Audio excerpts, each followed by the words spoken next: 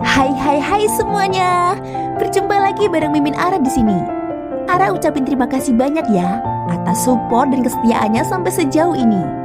Dan Ara tidak akan bosan-bosan minum pil tingkat dewa agar kembali kerja membawakan episode-episode berikutnya dari BTTH Keabadian Kaisar.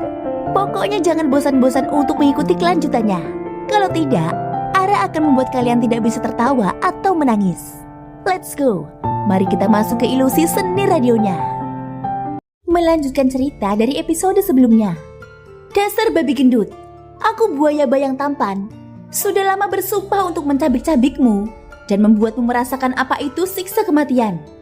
Tidak ada yang tahu berapa lama buaya batampan dan yang lainnya telah tersegel di dunia semesta satu lengan oleh Buddha Kamitsu.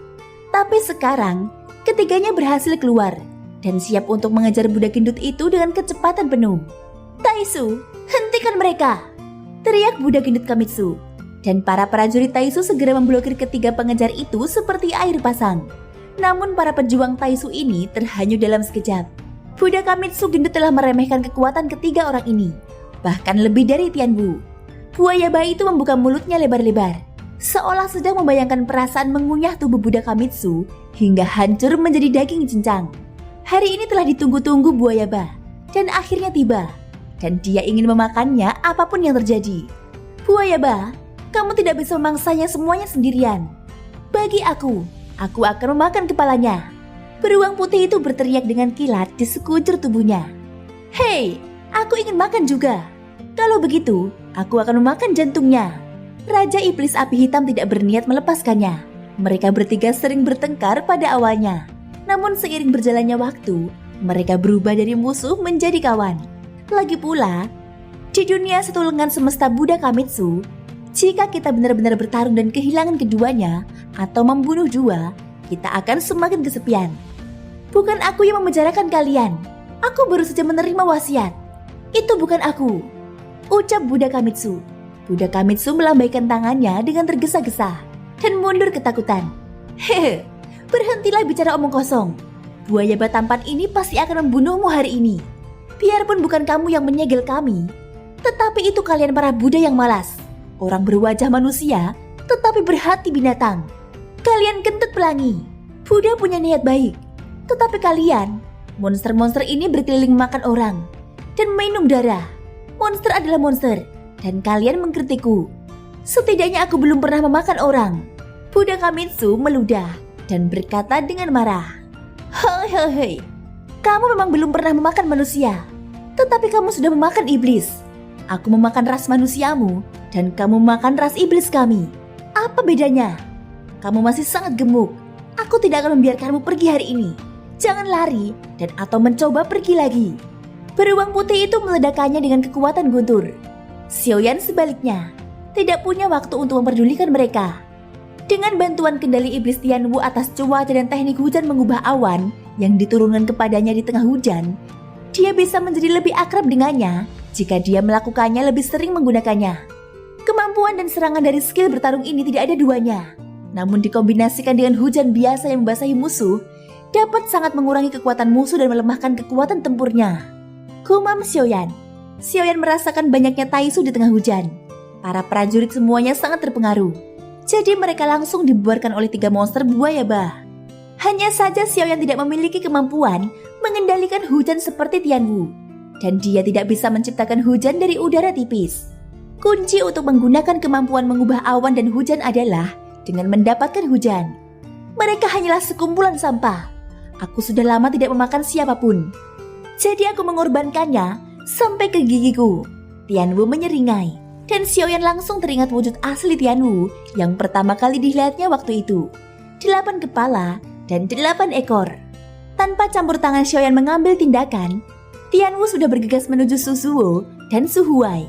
Keduanya memandang Tianwu dengan ekspresi ketakutan dan buru-buru mundur ke kapal Void Taisu. Dia juga mengendalikan dewa palsu untuk mengirimkan sinar kehancuran. Dan lusinan sinar itu tiba-tiba melonjak menuju Tianwu.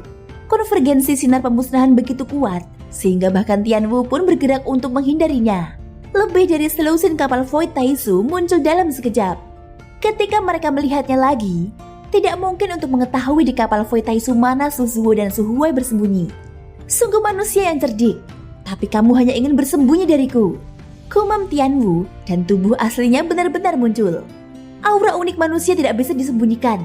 Teknik membutakan seperti itu tidak ada gunanya bagiku. Tianwu bergegas keluar dan membidik salah satu kapal. Sepertinya kapal itu benar-benar bisa mencium baunya. Bang! Tianwu menggunakan 8 cakar tajamnya untuk menerkamnya dengan kuat.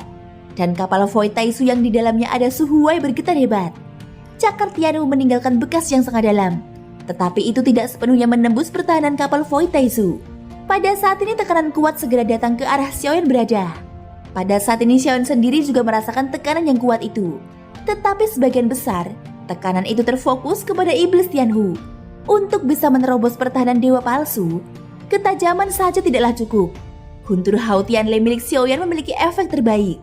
Segera bencana itu terjadi di tangan Xiaoyan. Dan busur guntur Wutian memenuhi sekeliling Xiaoyan. Dan kemudian dituangkan ke dalam tombak pendek bencana itu.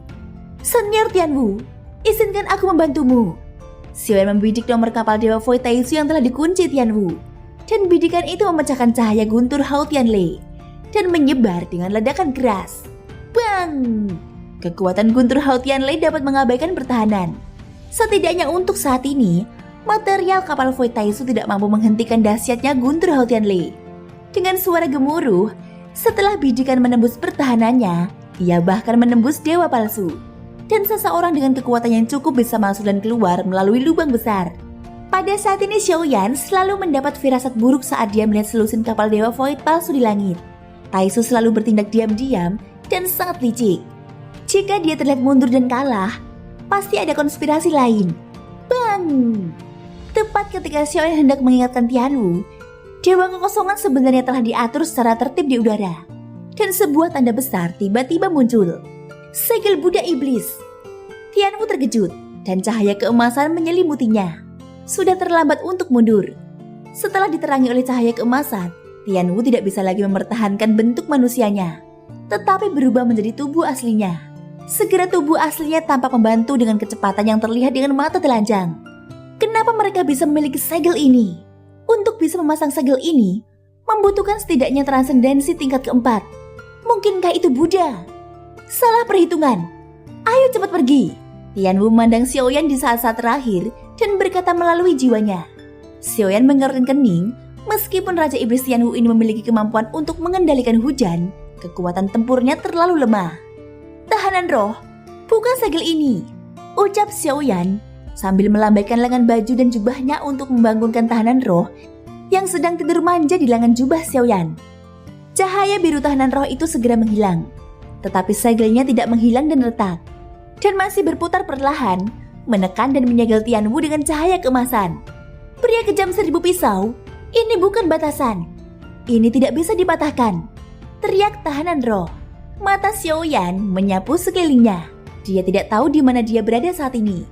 Pada saat ini Xin diperlihatkan di sebuah bangunan yang mirip dengan bangunan benteng. Dilihat dari bangunan di sekitarnya, itu seharusnya menjadi benteng Taisu. Jumlah prajurit Taisu sangat banyak. Sekarang giliranmu. Jika kamu menghancurkan dewa palsuku, kamu harus membayar dengan nyawamu. Setelah Tianwu ditekan, sosok Su Zuo muncul di atas kepala Xiaoyan, dan dia memancarkan niat membunuh yang kuat. Tidak masalah apakah kamu membunuh monster-monster ini atau tidak, tapi tidak ada seorang pun di Sensi yang bisa selamat.